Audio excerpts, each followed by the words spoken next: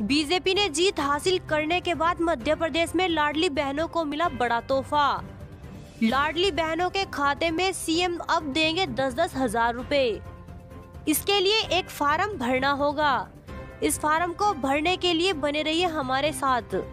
चलिए जानते हैं मध्य प्रदेश की आज की अगली खबर। 2024 के लिए बीजेपी लेकर आएगी नया नारा, वीडी शर्मा। मध्य प्रदेश, छत्तीसगढ़ और राजस्थान चुनाव के बाद बीजेपी उत्साहित है। प्रदेश अध्यक्ष वीडी शर्मा ने कहा कि लोकसभा में बीजेपी हर बूथ पर मोदी का नया नारा लेकर आएगी। उन्होंने कहा कि लोकसभा की 29 सीट जीतने का टारगेट किया गया है। जिन बूथ पर हार हुई है उनकी समीक्षा की जाएगी। लोकसभा में हर बूथ जीतने का टारगेट है। कम मतों से जीतने वाले बूथ पर 10% मत बढ़ोतरी का टारगेट है। इस चुनाव में बीजेपी को 48.55% वोट मिले हैं। बिल्डिंग में भीषण आग, 70 लोग बचाए गए।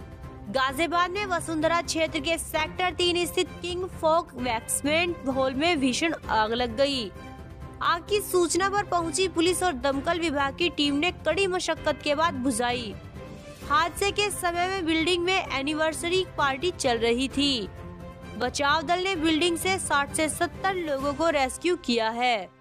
आग लगने की वजह अभी सामने नहीं आई है।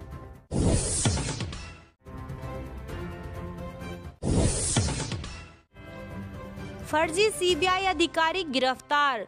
ललितपुर जिले में पुलिस ने फर्जी सीबीआई अधिकारी को गिरफ्तार किया है। पकड़े गए आरोपी का नाम अब्बास रजा जाफरी है। वह सीबीआई अधिकारी बनकर देश भर में तमाम लोगों को चूना लगा चुका है। अब्बास पर 50,000 रुपए का इनाम घोषित था। पुलिस ने उसके पास से फर्जी पहचान पत्र और 4800 रुपए नकदी बरामद की है। पुलिस आरोपी से पूछताछ कर रही है। मणिपुर में फिर बवाल, गोलीबारी में 13 की मौत। मणिपुर में फिर हिंसा भड़क गई है। टेंगनोपाल जिले के लैटीथु गांव में 2 समूहों के बीच गोलीबारी में 13 लोगों की मौत हो गई। यहां हिंसा प्रभावित इलाकों में 7 महीने से इंटरनेट बैन था, जिसे रविवार को हटाते ही यहां घटना हुई। मणिपुर में 3 मई को मेतई और कुकी समुदाय के बीच जातीय संघर्ष भड़का था। इन झड़पों में अब तक करीब 182 लोग मारे जा चुके हैं। मध्य प्रदेश में 16वीं विधानसभा के गठन की तैयारी शुरू। मध्य प्रदेश में 16वीं विधानसभा के गठन की तैयारी शुरू हो गई है। विधानसभा के प्रमुख सचिव MP सिंह ने अधिकारियों की बैठक बुलाई। इसमें 16वीं विधानसभा के गठन की तैयारियों की समीक्षा की गई। इस बैठक में तय किया गया कि सचिवालय परिसर में स्वागत कक्ष बनेगा। प्रमाण पत्रों की जांच के बाद विधायकों के परिचय पत्र बनेंगे। साथ ही नए विधायकों को ट्रेनिंग दी जाएगी। 12 लाख लोन लेकर लड़ा चुनाव, बना विधायक। रतलाम के सैलाना सीट पर बीएपी के उम्मीदवार कमलेश्वर डडोरिया ने जीत दर्ज की है। उन्होंने कांग्रेस प्रत्याशी को 4618 वोटों से शिकस्त दी, जबकि बीजेपी की संगीता तीसरे स्थान पर रही। कमलेश्वर के पास अपना पक्का मकान तक नहीं है। वह बारिश में तिरपाल के नीचे रह गुजर करते हैं। कमलेश्वर ग्रेजुएशन की पढ़ाई करने के बाद मजदूरी करने कोटा चले गए थे। इस बार 12 लाख लोन लेकर चुनाव लड़ा और बड़ी पार्टियों को हरा दिया। मध्य प्रदेश में बढ़त के मतदान ने बीजेपी को दिलाई जीत। मध्य प्रदेश में बीजेपी ने कांग्रेस को करारी शिकस्त दी है।